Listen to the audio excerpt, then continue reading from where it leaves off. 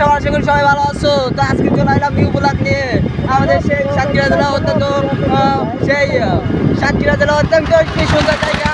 এটা হলো আশাশুনির ভেতরে পাটগাছার রোড। তো গাইস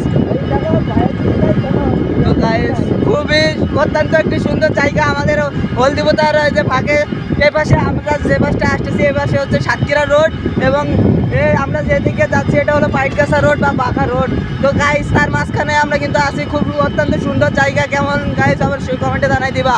আজকের ভিডিওটা এই পর্যন্ত, আরও ভিডিও পাইবা।